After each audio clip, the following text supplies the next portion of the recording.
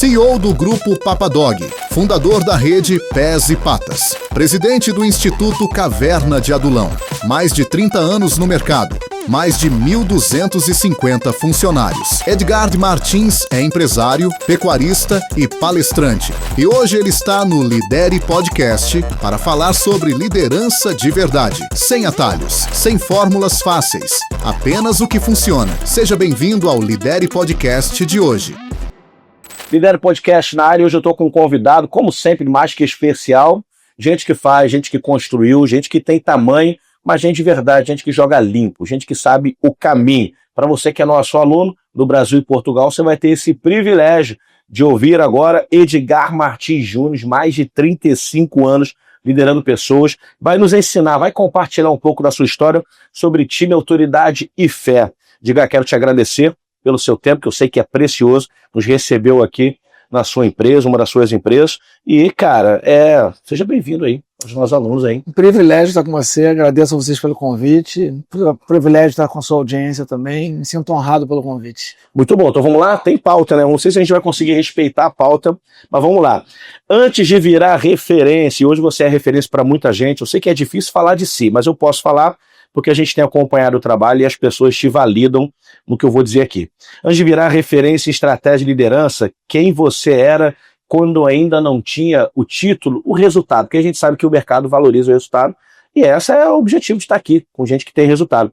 Cara, quem era o Edgar quando ainda não tinha esse resultado, que fala mais alto? Alguém inquieto, que queria viver o propósito, e desde muito novo, numa família muito simples, muito humilde financeiramente falando, eu entendia que aquele lugar, aquela geografia não combinava com a mentalidade que eu tinha, e desde muito cedo eu fui me desafiando a galgar novos patamares, e isso me levou a ter ações que me impulsionaram para chegar a viver o que eu estou vivendo hoje. Então, eu desde muito novo, eu costumo contar isso, desde muito novo eu morei numa casa muito simples, onde o rio enchia e minha mãe tinha que botar os móveis para cima, em cima de lata de tinta, lata de óleo para que os móveis não estragassem. Eu olhava com aquilo, eu falei, isso não combina com aquilo que Deus tem para minha vida. Então eu me desafiava cada dia mais, vendi laranja, vendi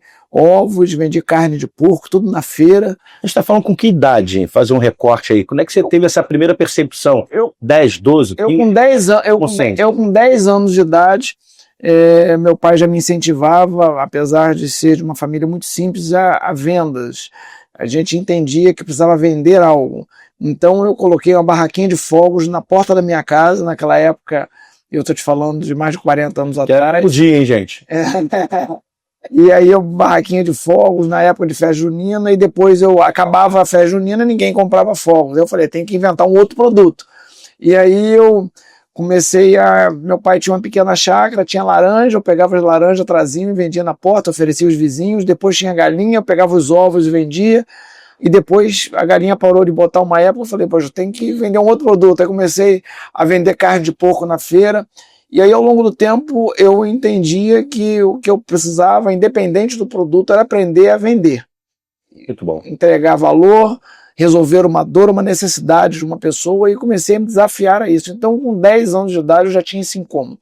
Até com 17 anos, eu arrendaram um açougue, alugaram um açougue.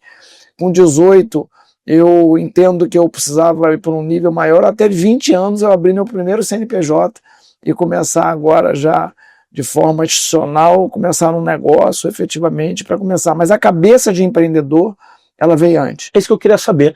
Mas você tinha o histórico, seu pai, alguém que ele incentivava a vender, né? Ele já tinha negócio, não? Mas venda sempre foi uma questão que meu pai era técnico de refrigeração, então ele vendia serviço. Sim. Então ele não tinha, em primeiro momento, esse direcionamento. Isso veio mesmo algo que Deus colocou no meu coração, e eu entendi o seguinte: se eu vender algo, eu vou ganhar algum dinheiro, com esse dinheiro eu vou comprar de novo, e vou vender de novo, e vou comprar de novo, e vou vender de novo, e sempre com a mentalidade de crescimento, de multiplicação. Tanto que eu começo a vender uma barraquinha de fogos, deu certo, eu queria abrir 2 barraquinhas, 3 barraquinhas, botar para os amigos tomar conta, e depois na feira eu falei assim, opa, pô, ser feirante é legal, mas eu não preciso ser só comigo, eu vou abrir uma outra barra, outra pessoa vai vender e depois ela me presta conta. Então eu tinha uma mentalidade de crescimento, uma mentalidade de expansão desde muito cedo. Quando eu abro minha primeira loja, uma loja de apenas 45 metros quadrados, eu já começo a comprar além da minha necessidade da própria loja para vender para os vizinhos.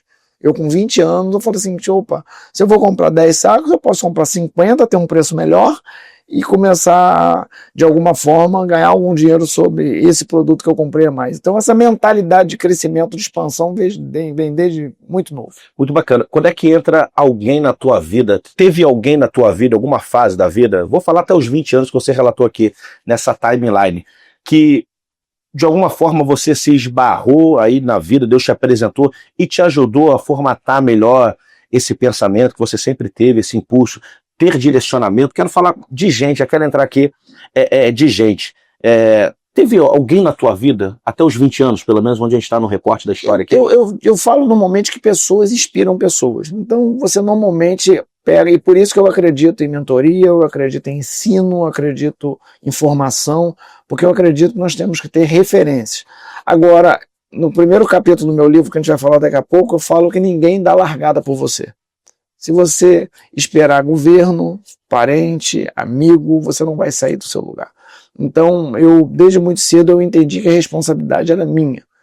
Eu passei por muitos planos de governo, inclusive desfavoráveis, eu passei por situações inóspitas, mas eu sempre entendi que a responsabilidade de carregar a visão que Deus tinha colocado no meu coração era minha. Então, pessoas passaram, muitas pessoas, seria eu ingrato. Até hoje. Citar uma e depois. Até hoje eu tenho pessoas, mas eu não vou citar nome, mas muitas pessoas passaram. Mas eu sempre entendi que a responsabilidade sempre foi minha, então eu só usei pessoas para me inspirar, mas eu fui carregando, levando. Como você caminha aí, óbvio, né? Tem dentro de si essa questão de gente, pessoas, etc. Lidera. Em que momento você percebeu que não era só sobre negócio? Que eu vejo você falando muito nos teus vídeos sobre isso, que era sobre pessoas também. Você lembra disso? Porque me parece assim, que o início, né, essa autorresponsabilidade que Deus coloca em você, essa visão do start, vai depender de mim, e serve muito para os dias atuais, isso é atemporal, mas você também fala muito sobre a importância das pessoas. Nessa tua jornada até os primeiros negócios ali, batendo, vendendo, comprando, etc., quando é que você percebe, você recorda que não era sobre negócio também? Ou passava a ser sobre gente, não dependia mais só de você? Alguma coisa nesse sentido? Fica à vontade. Sim, eu a partir do momento que eu entendo o meu propósito, e o meu propósito está atrelado a cuidar de pessoas, eu passei a entender que o meu negócio era uma ferramenta de transformação, não só para minha casa, para minha vida, mas também para as outras pessoas. Eu tenho uma frase que diz que tem muitas pessoas que falam, a pessoa dá trabalho. Eu falo, pessoa não dá trabalho, pessoa é o nosso trabalho. Se você quer ser gestor, Boa. Se você quer crescer, se você quer desenvolver o seu negócio, você tem que entender que você precisa aprender a cuidar de pessoas. E existe muitas passagens na própria Bíblia onde, quando pessoas lidaram com responsabilidade, foram bons mordomos daquilo que Deus confiou, Deus entregou mais. Então a própria parábola do talento está direcionada para esse lado. As pessoas que lidaram com responsabilidade com aqueles talentos que lhe foram confiados, mais lhe foram confiados. Então eu entendo que a gente cumpre um propósito, quando a gente entende que o nosso negócio não é para o nosso benefício próprio apenas, que não é apenas para construir riqueza para a nossa casa, mas sim para também transbordar na vida de outros. Então desde muito cedo eu entendi a responsabilidade que eu carregava em relação a isso. E por isso que eu tenho dito que os nossos negócios eles precisam cumprir esse propósito em cuidar de pessoas, cuidar de vida, transformar realidades, e eu acredito que esse é o princípio principal, perdoe a redundância, do nosso negócio aqui na Terra, e que é cumprir isso aqui que o Senhor nos dotou com essa responsabilidade. Muito bom. Você fala de propósito aí a gente tem muita confusão em relação a isso. Eu costumo dizer que, para mim, propósito é uma proposta do céu que você tem o direito de aceitar ou não. Deus é tão bom que ele diz, você quer aceitar ou não essa proposta que eu estou te fazendo? Mas tu tem a linguagem natural da fé, óbvio, né? Sua fé você não nega, pratica, etc. Enfim, não é sobre religião, mas é sobre fé e cada um tem a sua. Quando é que a fé cruzou a tua vida, então? Vamos entrar nessa seara. Quando é que a fé cruzou? Porque é uma linguagem muito natural, né? Você entende que o negócio é só mais uma plataforma para você falar das coisas que você acredita. Quando é que a fé entrou nisso?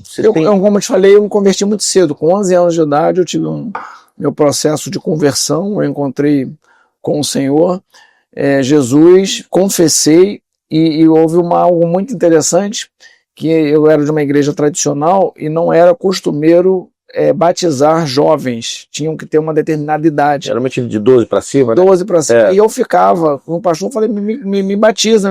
Ele falou, mas então vou fazer um negócio, eu vou chamar você para participar de um concílio de algumas pessoas e você convence a liderança da igreja. Fato é que com 5 minutos parou a reunião e falou, não pode batizar ele, que ele tem certeza, plena convicção da sua fé. E a partir daquele momento, eu começo a ser regido não mais pela moeda apenas da terra, mas sim pelas verdades do céu. Eu começo a entender que eu estava aqui para cumprir um propósito. E é o meu negócio, o meu chamado, aquilo que Deus tinha me dotado de dom e talento, eu precisava estar alinhado, conectado a essa realidade. E aí eu começo a construir tudo que foi construído ao longo do tempo. Hoje nós somos uma empresa de mais de 1.250 colaboradores, mais de 100 CNPJs, a gente começa a construir isso alinhado a essa verdade da palavra. E eu tenho certeza plena que essa responsabilidade, ela foi de fundamental relevância para chegar onde nós chegamos. O reconhecimento que nós estamos cumprindo um propósito, ele te leva para outro nível, te leva para outro patamar. Vamos lá, quero desdobrar isso aí. E aí você vai ficar à vontade para responder aquilo que você está, enfim, quiser responder ou não. Até onde, como é que você lida, ou você poderia orientar alguém, talvez novos líderes, que o objetivo é realmente para essa galera que está chegando, a gente percebe no Brasil uma carência dessa linha de sucessão, né? Então, é muito pregado aí fora, dito que essa nova geração não quer responsabilidade, etc. Mas eu tenho encontrado uma galera que quer essa responsabilidade. E a gente vive num Brasil, óbvio, de uma fé continental. Como é que o empresário, o líder agora, né, que vai exercer, às vezes tem aquele conflito entre a fé e o negócio, a fé e a liderança, como é que encontra a linha tênue? E a gente sabe de todas as variáveis que tem no negócio para liderar. Como é que você conseguiu encontrar, ou está encontrando, ou lida com essa questão da fé, do negócio, da liderança, dos princípios, não se sobrepõe, é a base? Me fala um pouquinho o que vem na sua cabeça. Eu entendo que quando você percebe que você está num lugar cumprindo o propósito, me permita mais uma vez voltar à questão do propósito. Fica à vontade, claro. Você começa a alinhar as suas atitudes a essa realidade. O grande problema é que muitas das vezes você vê pessoas colocadas em lugares que não gostam, ou são equivocados, ou não estão cumprindo o propósito que Deus tem para a vida delas. E aí aquele lugar, aquela geografia, ela é apenas um instrumento de ganho, um instrumento de lucro. E aí o comportamento dele está completamente desalinhado aos princípios, principalmente da própria palavra, os princípios até cultural do lugar, da onde ele veio, de como ele pensa, porque ele usa aquela plataforma apenas para ferir lucro. Quando você tem certeza plena, ao contrário do que eu estava falando, quando você tem certeza plena que você está cumprindo um propósito, as suas atitudes elas começam a coadunar com essa realidade. Então algo que eu sempre não tive preocupação com isso, e eu acredito que tenha sido bem aventurado ao longo desses 35 anos de jornada, é porque eu entendi que eu fui colocado aqui pelo próprio Deus. Eu entendi que isso aqui é minha plataforma de trabalho, de lucro, de resultado, mas eu estou para cumprir algo que fui chamado para cumprir. Então eu lido de uma forma muito leve, muito natural em relação a isso. Eu não tenho essa preocupação, porque isso já está. Você não tem que pensar nisso, né? Penso nisso. Isso flui naturalmente, porque eu sei quem me colocou, quem me projetou, quem continua dando crescimento, quem continua dando relevância é o próprio Deus. Então isso é bem natural. Mas se a gente pegar, por exemplo, a palavra do propósito, então, assim, eu entendo que o propósito vai nortear.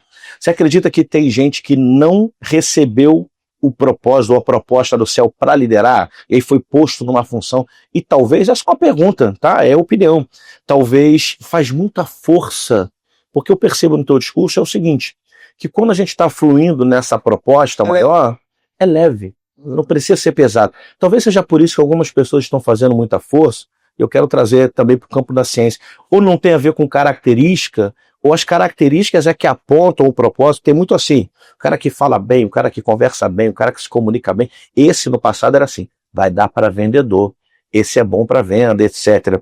Até onde você acha que algumas pessoas recebem ou não essa proposta de liderar, esse propósito de liderar, ou você acha que a pessoa pode encontrar um propósito na liderança? Foi posta numa função e ela pode, sabe, colocar uma lupa ali e tentar encontrar qual é a proposta maior para a vida dela através daquela liderança. Eu acho que são dois pontos distintos. Eu acredito que a bem-aventurança, o sucesso, o êxito em qualquer posição, ele é treinável. E a gente acredita nisso. Nós somos da área de educação, que nós mentoreamos pessoas, a gente acredita que pessoas elas podem ser treinadas e podem chegar a níveis mais excelentes do que o anterior a partir do treinamento, da mentoria, do acompanhamento, do estudo, do preparo. Agora, quando eu falo em propósito, eu acredito piamente que Deus tem um plano para cada um de nós. Salmo 139 diz que todos os nossos dias, antes mesmo que existissem, foram escritos. Então, se eles foram escritos, o Deus, com a sua presciência, ele sabe o que ele desenhou para cada um de nós. E muitas das vezes eu vejo pessoas confundindo o propósito com a necessidade de ganho, com a oportunidade de ganho. E aí se cansam, adoecem.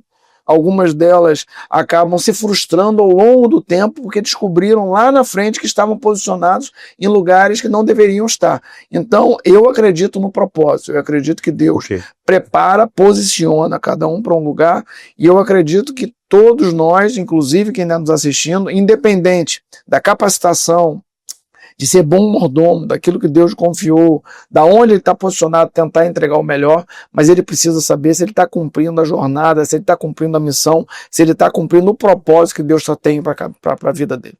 Muito bom. Não dá para parar aí, não. Preciso desdobrar. Vamos dividir em dois momentos. Para a galera que está assistindo, começando, nas posições de liderança, almejando, né? Como é que esse cara encontra, você acredita? Sei que não tem fórmula, né? Como é que ele percebe qual é o propósito para a vida dele e como ele se mantém? Acho que a gente tem que dividir essa jornada. Primeiro, em quem está começando, cara, precisa encontrar isso, ok? Mas tem muita gente, talvez, que está nesse cansaço, o que ficou no automático, né? De tanto fazer, e acaba ficando naquele modo automático. Como é que ele permanece no propósito? É como encontra e como o cara pode permanecer, não se desviar dessa proposta. Boa. É muito difícil você conversar comigo, alguém que tem uma relação sem ter se desviado a momento nenhum, sem ter quebrado o negócio momento nenhum. É muito difícil você tirar uma resposta minha desalinhada à própria palavra. Claro. À vontade. Quando eu uso, eu vou usar em primeiro momento sempre a minha experiência. Sim. Eu acredito que você vai encontrar o sentido da sua vida de uma forma plena, o propósito da sua vida estando fundamentado, alinhado às verdades da própria palavra. Edgar, me ouça um pouquinho melhor.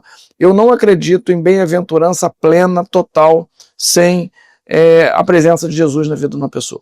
Eu creio, alinhado às verdades da palavra, que a bem-aventurança, a felicidade plena, o caminho pleno, pastos verdejantes, só é possível na presença de Jesus. Então eu creio que para quem está nos assistindo e alinhado ao que eu vivo e o que eu venho vivendo durante os meus anos de bem-aventurança, onde eu encontrei esse caminho, esse senso de posicionamento, foi uma vida íntima com o Senhor. E aí eu estou te falando de leitura da palavra, eu estou te falando de uma vida de oração, uma vida de jejum, e isso tem sido a métrica de continuidade da minha vida. Então eu estou respondendo já as duas perguntas. Sim. Eu encontrei, a partir da minha relação, do meu encontro com Jesus, e ali eu continuo uma vida de intimidade, uma vida de relacionamento, e isso tem sido segurança para minha casa, para o meu negócio, a ponto de eu nunca ter faturado no ano seguinte menos do que o ano anterior. Desde que eu comecei a empreender, não teve um ano que eu faturei a mesma coisa ou menos do ano anterior. Sempre crescimento. Eu nunca quebrei, eu não tive nenhum tempo de distanciamento do próprio reino, e isso eu acredito que é a grande fórmula do sucesso do meu negócio, da minha vida. Ok, é como construir realmente sobre a rocha, né? Exatamente. Edificado naquilo que é fundamento, que é princípio. Vou trazer agora para um dia a dia, que talvez seja um conflito para alguns, eu já passei por esse conflito. Onde é que líderes que têm a fé como você tem, eu tenho a mesma fé, mais erram talvez, ou você acha que não erram, em confundir amor com permissividade. E aí você leva para todas as esferas, né? Negócio, família, etc. Então talvez alguém tenha os mesmos valores que eu e você, acredite naquilo que a gente está trabalhando aqui, eu concordo com o que você está dizendo, mas quando vai para o campo de batalha para lidar e não tendo uma posição maior de empresário, lembra que são líderes da média gerência ali, estão condicionados a uma voz de cima. E aí tem que lidar entre essa essência do amor, da justiça, etc. E às vezes eles cruzam um pouquinho, esticam demais, eu gosto de dizer isso, esticam demais, eu já vi, esticar demais o elástico e se tornar permissividade. Como é que se encontra o equilíbrio? Aí você pode usar de novo a palavra daquilo que você já passou por isso, já errou talvez em algum momento da tua vida de esticar demais o elástico, perceber não era o esticar que essa pessoa precisava. Talvez eu cruzei a linha e fui permissivo. Não deveria. Como é que transitam essas duas esferas entre o amar e o cuidar e se tornar um pai, um líder permissivo às vezes? Eu acredito, obviamente, nessa jornada já bastante longa, de mais de 35 anos empreendendo, algumas das vezes você pode ter errado a mão para lá ou para cá. Você foi um pouco mais permissivo que deveria, ou em algum momento você foi muito mais duro do que deveria, e isso faz parte até do amadurecimento. Ao longo do tempo isso passa a ser menos possível acontecer, ou até a própria experiência te ajuda a ser mais equilibrado nesse setor, nesse ponto. Mas eu acredito, alinhado ao que a gente está conversando até aqui, esse bom senso ele também vem de uma vida de tranquilidade, de equilíbrio, de preenchimento, de bom senso, até mesmo de um feeling em relação a determinadas situações. Eu hoje sou conselheiro de empresas e muitas das vezes as pessoas que contratam o meu trabalho, elas estão exatamente em busca de uma pessoa que tenha mais equilíbrio, que tenha mais bom senso, que tenha mais vivência para exatamente não cometer esses erros. Normalmente as empresas que eu me relaciono são empresas com o mundo da minha mesma fé, e isso eu procuro, não é uma condição sine qua non, mas eu procuro que essa pessoa entenda e veja a própria jornada como eu vejo balizado na própria palavra do que nós temos que cumprir como bom mordomo, e eu acabo sendo muitas das vezes desafiado e me perguntado essa pergunta: tem onde eu posso cobrar, que tipo de tolerância eu devo ter com algumas coisas? Aí eu normalmente respondo: a tolerância não pode ofender a cultura da sua empresa, ela não pode ofender a forma que você vê, porque quando você começa a passar por cima de elementos que você classificou outrora como base, como balizar do seu negócio, em troca de cuidado excessivo, de amor excessivo, isso saiu de uma esfera razoável. Então eu não transformo a empresa num lugar de cuidado excessivo. A gente tem algumas cercas, a gente tem alguns parâmetros que a gente estabelece. Se ultrapassou dali, a gente chama a pessoa, conversa, orienta, cuida, dá feedback, fala assim: aqui passou. Tem pessoas, inclusive, que eu tirei de uma empresa e botei para um outro ambiente, para um outro lugar, porque para aquela empresa ela estava completamente fora do preâmbulo daquilo que a gente desenhou. Então eu acredito que isso também é um pouco subjetivo e vai um pouco também de como o gestor ele enxerga. Porque o que é permissividade para mim, o que é permissivo para mim, talvez não seja para você. Depende do berço, depende de como você vê a vida, de como você leva a sua vida. Então isso é um pouco subjetivo. Mas eu procuro ter um nível de tolerância, mas não deixar ultrapassar determinadas cercas e barreiras que a gente estabelece. Acho que a maneira de acabar, talvez não sei se você concorda com essa linha tênue, ou invisível, né? Se vai cruzar ou não, porque toda vez que você trata alguma coisa sobre a ótica individual, você tem possibilidade de errar. Por exemplo, eu vou deixar que as decisões sejam só pelo seu discernimento. Um gestor que está lá na ponta. Você não tem controle sobre o discernimento do cara, por mais que você conheça. Então acho que você tocou num ponto que é dessa cultura, dos pilares, daquilo que vai reger essa atmosfera onde as pessoas estão trabalhando. Até onde você vê, ou dê um exemplo nessa tua jornada, de um pilar de cultura que cultura é aquilo que você negocia ou não, né? É o princípio, não até que eu abro mão, até que eu não abro mão, acho que vai estabelecendo essas cercas aí.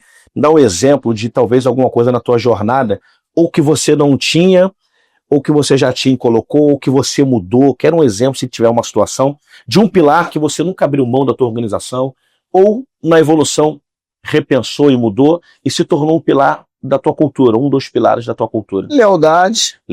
Indisciplina. quebra de princípio de nenhuma ordem, a gente tem estabelecido dentro da empresa e a gente tem uma tolerância muito baixa de lealdade, por exemplo, é muito baixa. A gente é completamente intolerante a isso, porque a gente entende que muitas das vezes está ligado diretamente ao caráter. E muitas das vezes nós não conseguimos tratar isso dentro da empresa, até porque uma pessoa já vem com isso, às vezes uma pessoa com 40, 50 anos, e isso não quer dizer que a gente não tenta, isso não quer dizer que a gente não dá feedback, mas eu preciso te afirmar que poucas vezes nós tivemos êxito, principalmente quando está no campo da deslealdade. Pessoa que tem desvio de caráter, pessoa que tem e isso nem sempre você consegue identificar isso numa entrevista de contratação, nem sempre você consegue, você pode pegar o melhor RH, a melhor agência e você vai contratar e você vai descobrir isso depois no dia a dia. Ah, mas você oportuniza dependendo no nível? Sim, mas se for num nível muito ácido, muito agudo, a tolerância é zero em relação a essa questão. A lealdade, vamos desdobrar a lealdade no dia a dia, ali, chão de fábrica, exemplo daquilo que pode ser, que cultura é isso, que pode, que não pode, que é tolerado, que não é. Um exemplo para você do que pode ser no dia a dia de quem lidera lá na ponta. Você já passou, você cumpriu todas as etapas. Você não é alguém que veio de cima, você veio de baixo e veio cumprindo. Sim. O dia a dia é diferente. Vamos dizer o seguinte, você chama o cara, um gestor, um supervisor, um líder de operação, você dá uma instrução para o cara. Só que depois esse cara volta para a convivência, aí que é a questão. E geralmente ele veio de baixo. Sim. Então quem ontem era amigo dele, saía, conversava, agora precisa receber ordem dele. Então já tem um conflito aí que às vezes ele não consegue exercer essa autoridade. Até onde você acredita que é lealdade ou não lealdade, no exemplo talvez que você tenha percebido porque viveu, lá no chão, lá no dia a dia, quando ninguém está olhando, que eles são o dia a dia, daquilo que pode ser considerado ou não, na tua concepção, lealdade ou deslealdade. Eu acredito que existe níveis, e aí eu estou voltando um pouco na fase anterior. Vou dar um exemplo. A gente tem não espera que um colaborador haja de forma desleal, trazendo informações, ou então falando mal de um líder, trazendo um comentário desleal, ou inventando uma história, ou uma fofoca, ou coisa parecida. Isso tem um nível de tolerância em relação a isso. A gente chama a pessoa e a gente dá um feedback, a gente explica que isso não é desejável, que não vai ser tolerado a próxima vez. Isso tem um nível. Agora, esse mesmo colaborador lá do chão de fábrica, lá, ele pega uma ferramenta no final do dia, bota na bolsa e rouba da empresa. Entendi. Isso não tem tolerância. Entendi. Não tem explicação que ele vai trazer, que vai justificar ele para dentro do negócio. A gente vai lamentar muito, vai conversar com ele, vai orientá-lo, que é um comportamento completamente desejável. Se ele não mudar a conduta dele, ele não vai trabalhar em empresa nenhuma e ele vai sofrer dano nisso durante a jornada dele, mas demite ele. Já teve demissão, alguma coisa que te marcou por deslealdade? Que você possa citar, óbvio, não vai citar a pessoa, mas que você, nessa jornada, isso aqui foi desleal, o exemplo de uma situação é essa de roubo, de alguma coisa, você lembra? Geralmente é isso, né? Desvio. Já dentro da jornada, já algumas vezes. Isso faz parte da... Perguntinha aqui, dicotomia, vamos lá. O que você acha que destrói mais rápido um time? Incompetência ou imaturidade emocional? Falando como líder agora, que forma outras pessoas, né? É um formador de pessoas. Eu já tive dentro dessa jornada lidar com as duas questões. E dependendo do nível, eu acho que também a gente vai entrar um campo assim de nível. Você consegue resolver uma coisa ou consegue resolver outra, ou não consegue resolver dentro das duas. Vamos pegar primeiro a questão da incompetência. Okay. Incompetência nada é mais do que a ausência de competência para algo. Okay. Às vezes a pessoa é incompetente hoje porque ela não foi qualificada, treinada, mentorada. E se você fizer um bom dever de casa como gestor, você pega uma pessoa que era incompetente hoje e amanhã você bota ela como competente. Sim. Nós acreditamos nisso. Concordo. Tá. Quando a gente vai para uma questão, a pessoa que tem um desequilíbrio emocional, dependendo do nível, você consegue também dar suporte a ela, você consegue prepará-la, você consegue botar ela num lugar de equilíbrio e você consegue ver ela recuperada. Então eu já tive pessoas... O que destrói mais? Os dois não funcionando. Uma pessoa, se você pegar um líder que não tem equilíbrio emocional, ele é altamente danoso. Perfeito. Porque ele pega toda a equipe dele, ele coloca todos em instabilidade, todos diante de uma fragilidade. Da mesma forma, um incompetente, você botar ele principalmente na liderança, ele é um péssimo exemplo. Porque você fala, pô, se meu líder ele é incompetente. Então eu acredito que as duas situações não sendo bem resolvidas e trabalhadas, ela destrói um time. Mas eu acredito nas duas, na possibilidade de conserto, de ajuste nas duas. Nenhuma das duas ela é elemento de descrença por parte da minha gestão. Eu já peguei um incompetente, já tornei ele competente, e já peguei uma pessoa, eu tenho uma pessoa que trabalha com a gente num cargo de relevância dentro do nosso negócio de gestão, que ela é completamente frágil emocionalmente. Acredito. Mas reuniões, conversas, leituras, mentoria, acompanhamento, fez ela se estabilizar, se fortalecer e estar num outro nível. Então eu acredito que eu já tive problema de ter que desligar pessoas por incompetência e por desequilíbrio emocional, mas também já recuperei pessoas nesses dois cenários. Eu acho que depende do nível que elas estão. Muito bom. Vou dificultar um pouquinho mais, que você é um conselheiro de empresas. Até onde você acredita em percentual que a transformação de um colaborador, porque a gente está passando muito a cabo, eu acho que a minha sensação é que no final isso afunila para o desejo pessoal de se transformar. O cara de se abrir, a gente pode chamar de coração ensinável, disciplina. Até onde você acredita que um colaborador, a mudança desse colaborador é atribuída à empresa, ao líder ou à pessoa? Em percentuais, o quanto? É muito mais responsabilidade do líder a transformação dessa pessoa? É mais dela própria ou da instituição de maneira geral? Se pudesse dividir isso. Eu acho que ninguém pode querer o sucesso da pessoa mais do que ela própria. Então, sempre a pessoa em primeiro lugar. Se a pessoa não quiser, você pode ter uma boa ambiência, você pode ter um processo de treinamento, você pode mentorar essa pessoa. Se ela não quiser, você não consegue mover ela. Então, sempre a pessoa em primeiro lugar. Ela tem que querer. Por isso que eu, de novo, o primeiro capítulo do meu livro, ninguém vai dar largada para você. Então, se você não quiser, ninguém te leva para lugar nenhum. Então, primeiro, absolutamente em percentual, a pessoa tem que querer. Okay. Agora, depois, ela querendo, ela vai conectar com as pessoas que pode ajudar, a empresa, o ambiente pode colaborar. Eu já vi pessoas muito boas serem destaques, pessoas que tiveram relevância de carreira e dando uma péssima empresa. Mas ela era boa. E aí, por ser boa, ela ficou muito tempo, mudou a realidade da empresa e o mercado foi lá e pescou ela porque ela era boa. Agora, eu já vi pessoas que estavam numa empresa boa, com liderança boa, mas ela não queria. Você não consegue mudar. Vou abrir um recorte aí agora. Dificultar para o conselheiro, tá? Vamos lá. Dificultaram que tudo ali resolve. Por isso que, assim, é bom quando você tem gente que realmente tem um caminho sólido, construiu ali. Na tua concepção, na tua experiência, quais são as evidências que talvez o cara que está começando agora pode tentar observar para dizer essa pessoa realmente, hein, ela não quer? Porque assim, ontem eu até falei isso numa aula, às vezes o líder pode ficar doido se não tiver maturidade com quem compartilhar, porque olha para o liderado, ele dá uma instrução, o liderado fala assim, eu quero, eu sou esse cara. Quando você vira as costas e volta, a ação do cara é totalmente contraditória aquilo, você não vê congruência.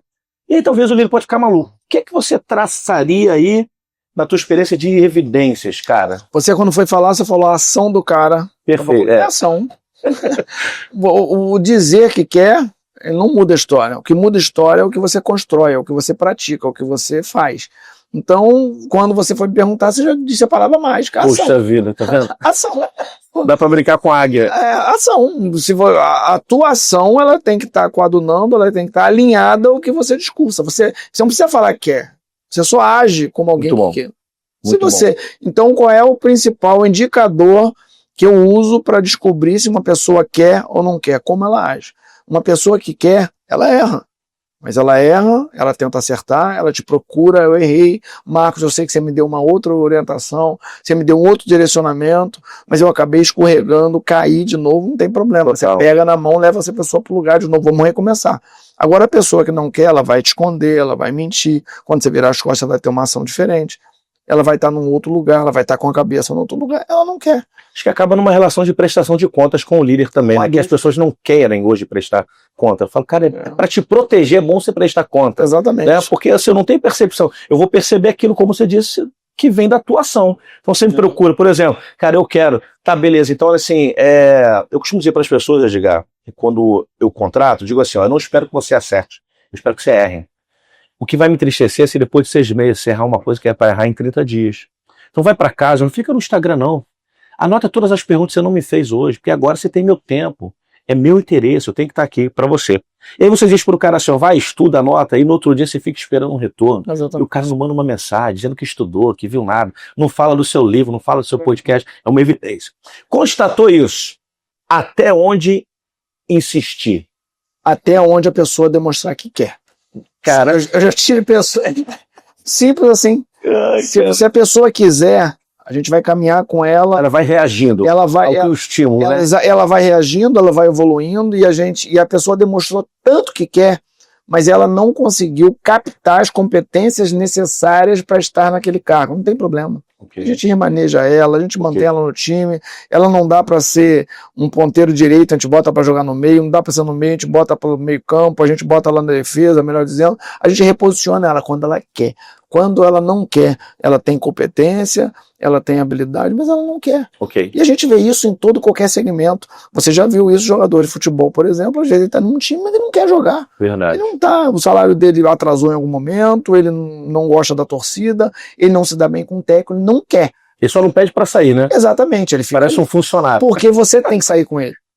Por isso que eu tenho dito que a gente tem que ser mais cauteloso na contratação, mais incisivo e mais rápido na demissão. Porque quem não quer, você tira logo.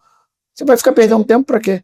Você tem que ser, de fato, observador, você tem que estar treinando, capacitando, pensando a estratégia, você vai usar aquela coisa. Mas a partir do momento que ele sinalizou que não quer, tira.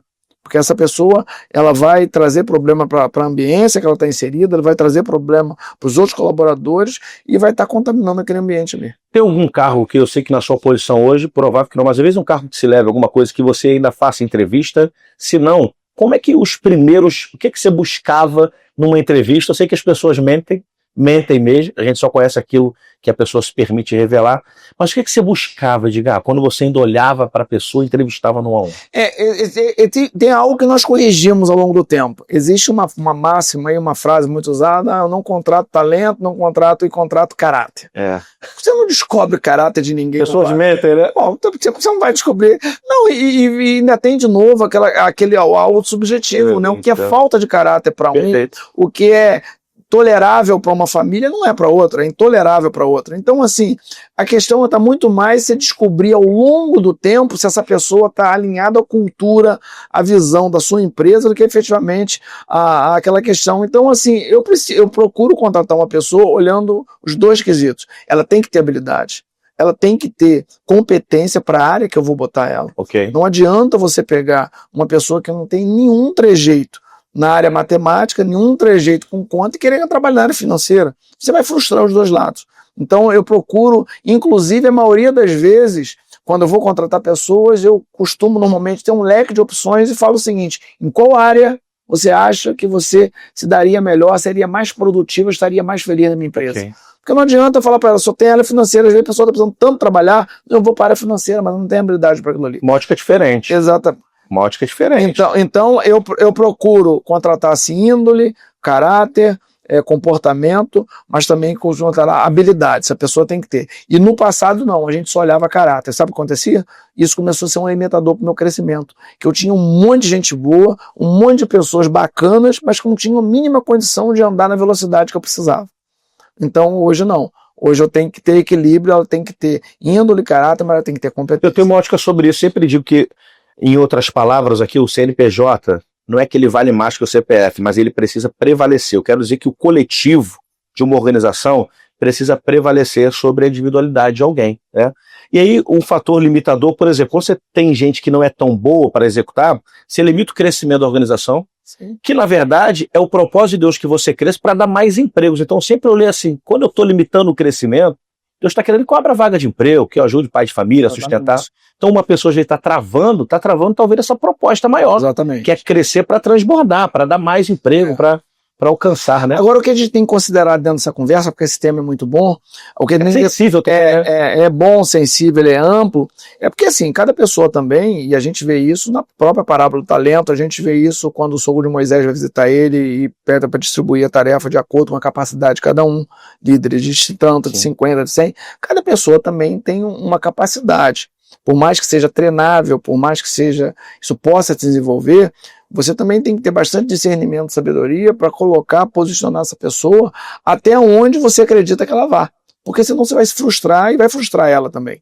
Então, cuidado também, não alinhe essa expectativa, ambos os lados, para que você tenha discernimento e bom senso para colocar a pessoa no lugar, porque senão você vai estar sempre esperando mais. E quando você esperar mais, essa pessoa não vai te entregar mais. E você vai achar que a pessoa, ela não tem, ela está posicionada no lugar, ela acaba sendo posicionada no lugar errado, mas se a pessoa é ruim, não ruim, é a capacidade dela, era aquilo ali. Então você precisa posicionar. E eu já vi, por exemplo, bons caixas de banco virar péssimos gerentes de banco, porque ele não era gerente, ele era caixa. Eu já vi várias pessoas que eram, nas minhas unidades, que eram excelentes subgerentes, mas ele não era um gerente. Então, não necessariamente um excelente subgerente ele vai ser um bom gerente. E aí você pega, acha, ele dá mais autonomia, autoridade para uma pessoa, mas não é isso que ela lida bem. Eu já vi líder pedir demissão. Sim. E aí o cara cria um problema, e eu quero falar sobre isso. A minha impressão, falando com gente do Brasil todo, é assim. Quando é que a gente promove? Eu quero ouvir o Edgar, conselheiro, empresário, etc. Geralmente no Brasil se promove. Chega cedo, sai tarde. Sempre foi leal à empresa, nunca falou mal, nunca roubou, como se pudesse fazer isso. E sempre que eu peço é pau para toda obra. O que eu faço? Eu pego esse cara que apertava bem um parafuso no setor e agora você é líder das pessoas que apertam o parafuso. E agora? E agora nada. E agora joga. Você tem a impressão que é assim? O que é que deveria ser, na verdade, critério para levantar uma pessoa, além de fazer bem a sua função? Porque agora ela vai precisar fazer com que as pessoas se movam para fazer a função. Sim. O que você acha que... Como é que você faz uma análise de maneira geral, se no passado você também tinha critérios que talvez eram errados, mas você avaliou? Dentro do nosso pipeline hoje de liderança, uma das coisas que a gente preza, e por isso eu tenho uma escola de formação de líder funcionando dentro do nosso negócio. Também, legal. A gente tem uma preocupação hoje de fazer um raio-x no colaborador, na função atual, e ver o quão ele fala e o quão ele está preparado para ir para essa nova etapa, para essa nova função. Porque se ele não tiver, ele tem que passar por um processo, ele tem que passar por um tempo de preparo, para ver se ele vai estar preparado e vai chegar no nível que a gente precisa que ele chegue. A maioria dos erros do passado e que limitaram ou atrasaram um pouco o crescimento dentro do negócio foi exatamente esse. Você pegar uma pessoa num cargo anterior, ela é muito boa naquilo ali. Você olhar para ela, estou precisando de alguém na função seguinte, manda ela para lá. Chega para lá e essa pessoa, ela ficaria o tempo todo na empresa, te entregando com excelência, e depois de 3 meses tem que mandar ela embora nessa outra função. Porque você não preparou, não qualificou e nem ela dava ou tinha predicados suficientes para estar nessa outra posição e você teve que dispensar ela. Não tem como voltar, né? Não tem como voltar. Nem ela quer voltar e nem você quer voltar ela. Porque isso cria um trauma bilateral ali. Sim. Ela já não quer voltar porque ela foi para uma posição de liderança, os colaboradores não vão entender, existe a vaidade. A vergonha. E às vezes o tipo de trauma, de problema que ela criou nessa nova fatia já não possibilita ela voltar mais. Então, uma das coisas que nós amadurecemos ao longo do tempo é esse processo de preparar essas pessoas para a fase seguinte, para a etapa seguinte. E isso é uma das coisas que nós evoluímos bem nos últimos anos. E é algo que aconteceu com muita regularidade, não só aqui, como nas empresas que eu mentoria até hoje. Não, acho que no Brasil todo. Você chega, a pessoa era muito boa nessa faixa e ela achavam que ela estava preparada para outra e não estava. E você, olha a responsabilidade que o empresário tem, o gestor, o líder, né? É vida. Então a gente tem que ir aprendendo.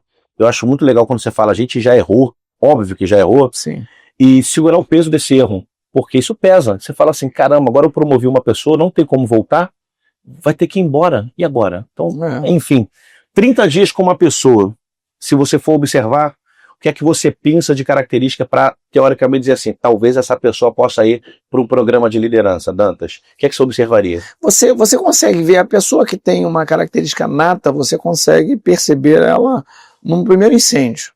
Fala agora para dar um Jojoca. Fala mais sobre isso. O primeiro incêndio. Chega no incêndio, a pessoa que não tem característica nata, ela acha que o fogo está quente, ela sai de perto, ela abandona todo mundo e vai embora. Aquele que tem característica nata, e às vezes ele não está tão evidente no momento de incêndio, mas ele é a hora que ele joga, é a hora que ele vai atrás do balde, quer saber cadê a água, é a hora que ele organiza a turma, fala assim, eu vou para um lado, você vai pelo outro, no primeiro momento. E nas empresas, de uma forma geral, é aqui na diferença, os incêndios são diários.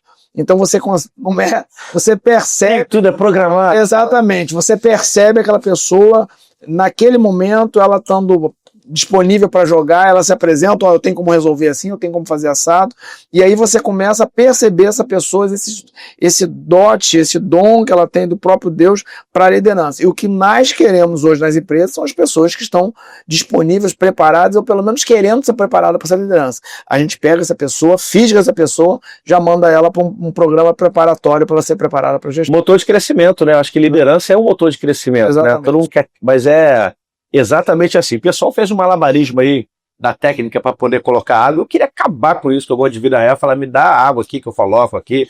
Fizeram malabarismo, você não pode ver o que eles fizeram aqui. Mas aqui a vida é real, história é real. Então, da próxima vez, se houver a próxima vez, fique em paz, entendeu?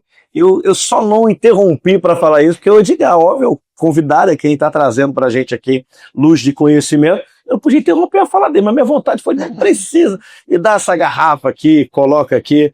Muito bom, estamos indo aí para o final, que eu sei também que o seu tempo, quero te agradecer de novo, mas tem coisa ainda aqui. Se você estivesse começando hoje, ok?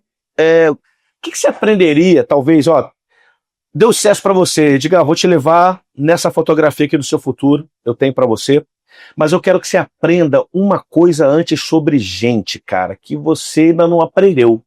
E talvez você vai ter que olhar para a tua trajetória e dizer assim, isso aqui que eu aprendi sobre pessoas é imprescindível.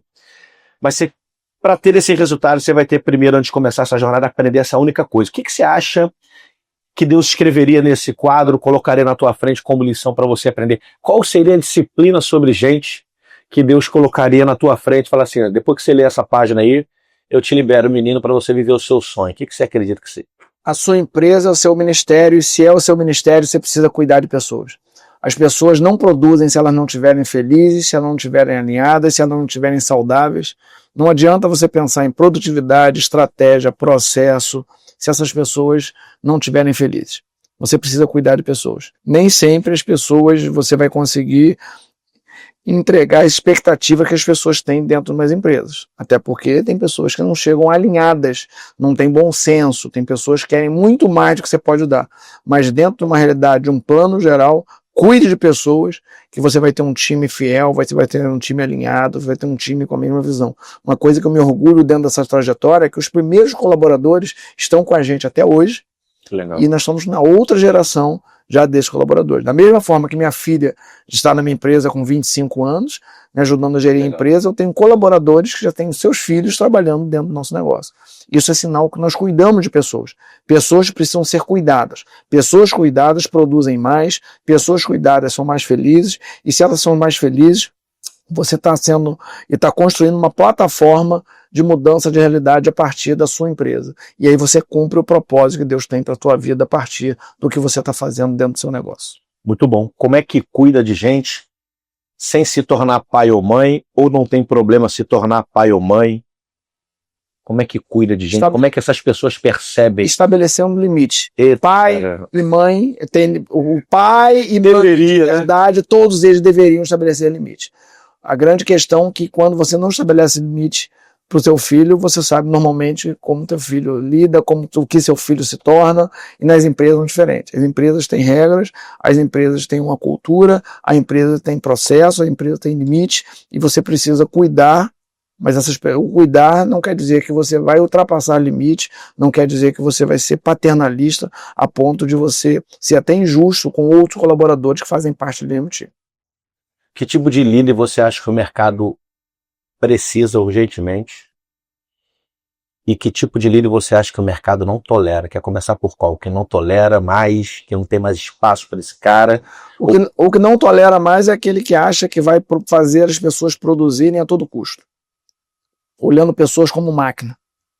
E as empresas que deixam colaboradores doentes. O mercado não tolera mais isso. Hoje existe cada vez mais um discernimento sobre qual a empresa que adoece e que entrega qualidade de vida.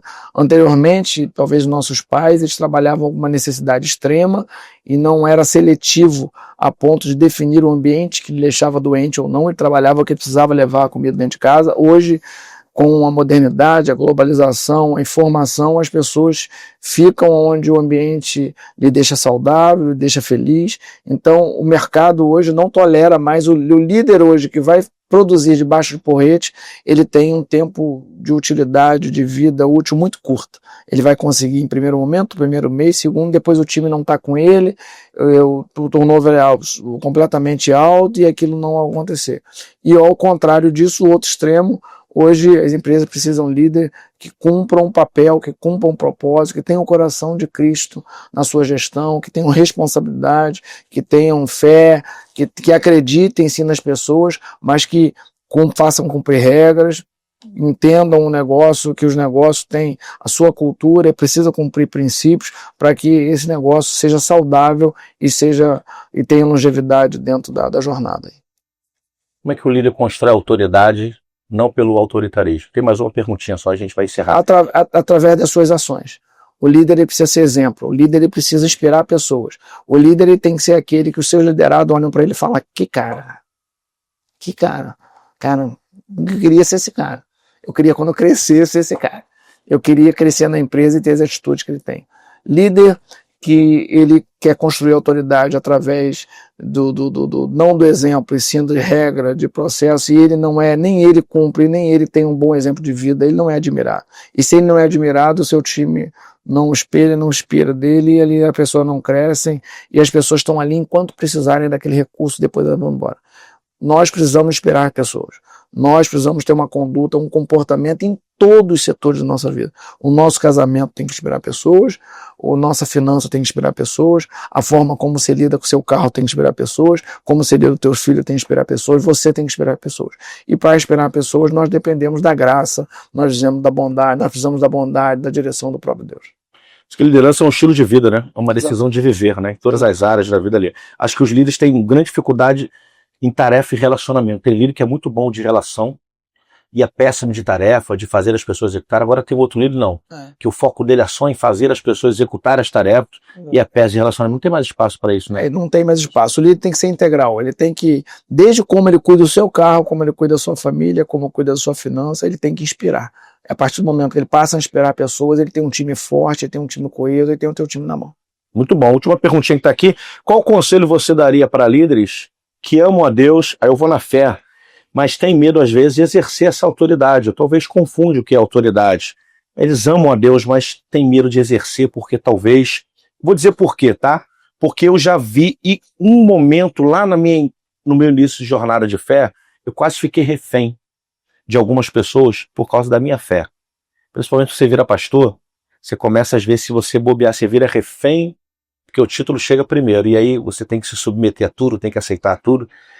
Como é que lida? Você já lidou com isso? Como é que tem equilíbrio entre isso, para não virar refém, manifestar o amor de Deus, mas, cara, exercer aquilo que Deus te deu? Romanos 13 diz que toda autoridade foi dada pelo próprio Deus. A partir do momento que você reconhece que quem te deu autoridade foi o próprio Deus, mas ele também te leva a um entendimento que você tem que ser bom mordomo que ele te confiou, você entende que a autoridade vem dele, se vem dele, ele vai te capacitar, porque Deus te dá a visão, dá a direção, dá a provisão, dá a ajuda, dá tudo que seja necessário para você cumprir com excelência, mas ele também te responsabiliza em você ser bom mordomo daquilo que ele te confiou. Então, eu nunca tive dificuldade de lidar com isso. Líder precisa entender que se ele está posicionado, quem posicionou ele ali foi o próprio Deus. E se foi o próprio Deus que posicionou ele ali, ele tem que ter responsabilidade para poder estar lidando com aquela liderança que foi estabelecida sobre ele. Muito bom, arrebentou, como diz aí fora.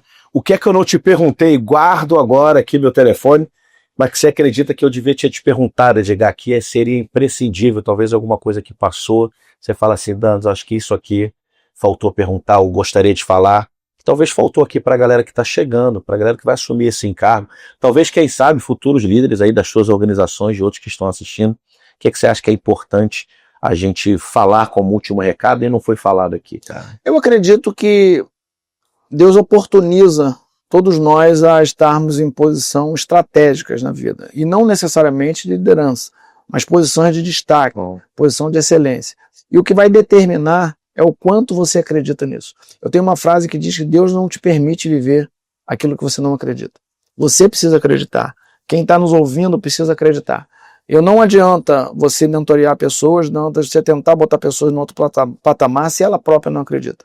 Então, talvez o melhor recado que eu tenha para deixar aqui para as pessoas que estão nos ouvindo, acredite que é possível, acredite que você pode romper, acredite que você pode se qualificar, acredite que você pode estudar, acredite que você pode ler, acredite que você pode evoluir. E esse ponto de partida, essa mudança de mentalidade, por isso o nome do meu livro, A Estratégia por Trás de uma Mentalidade Empreendedora, ela foi vital para me romper. O livro, tem que falar sobre o livro. A minha mentalidade empreendedora, ela me levou para esse lugar. Então, o ponto de partida é você construir uma mentalidade de crescimento, uma mentalidade de excelência, e de novo, isso não está linkado diretamente a líder, até porque se todo o mercado fosse formado de líder, não teriam liderado. Assim como empresário, né? Exatamente, não é todo empresário. Mas você pode ser excelente independente da posição que você está. Você pode ser muito bom independente do salário que você tem, do chefe que você tem, da empresa que você está trabalhando. E isso que vai te levar a cumprir um bom propósito. O que te motivou a escrever o livro, para a gente encerrar falando sobre o livro, o que te motivou a escrever o livro? O que você acha assim que é o por que essas pessoas todo mundo tem que ter esse livro? O que está dentro dele aqui? Esse livro a gente fala exatamente sobre mentalidade. Ok. A gente fala sobre estratégia por trás de mentalidade empreendedora. Eu tentei passar em quase 200 páginas desse livro o que uma mentalidade aberta, uma mentalidade disposta, disponível a ouvir aquilo que Deus tem para inserir nela pode mudar a realidade e as ações de uma pessoa. Muitas das vezes eu converso, eu mentorio pessoas e muitas das vezes eu vejo que a briga, a disputa, a concorrência dela não está do lado de fora, está do lado de dentro. O que limita ela é ela própria. A partir do momento que eu acreditei que seria possível mudar uma história, seria possível mudar um cenário, seria possível construir uma empresa sólida, pujante, foi possível. Então, a palavra fala que Deus tem bons planos a nosso respeito. Se nós, balizados essas verdades da palavra, nos apegarmos nisso, nós vamos para um outro patamar. Então, para você que está nos ouvindo, se qualifique, leia, invista tempo em estudo, mas acredite que é possível. E muitas das vezes, muitas pessoas não rompem porque elas não acreditam. Então, acreditar é o ponto de partida. Então, o principal motivador de eu escrever esse livro foi investir nas mentalidades, investir na mente, investir no coração das pessoas, levando elas para um lugar de crença que é possível romper, que é possível vencer. Muito bom, uma outra realidade. Então, o placar, costumo dizer que o placar do lado de fora no estádio só está manifestando aquilo que está acontecendo dentro da gente, dentro do campo. Então você não está perdendo. Para de olhar para o placar. O placar às vezes está 10-0 contra você. Não tenho certeza que o Edgar veio do -1, -2, -3. Quantas outras pessoas aí Deus não usou que vieram do -10. Então para de olhar um pouquinho para o placar. Olha para como está dentro de campo. Olha para como você está jogando, que o jogo se ganha dentro. O placar só está refletindo. Então não importa se está perdendo de goleada. Como o Edgar disse, se olhar para dentro, se mudar a maneira de ver como Deus te ver também, eu tenho certeza que esse placar logo, pode demorar uns anos, mas ele vai virar e vai ser favorável para você, porque é a promessa de Deus para a sua vida. Edgar Martins Júnior, está lá na bio dele, @Edgar Martins Júnior, que ele tem 35 anos empreendendo, liderando, gerindo, mas eu quero terminar dizendo que desde os 11, servindo a Deus. É isso. Obrigado pelo seu tempo, grande abraço, até breve. Até a próxima.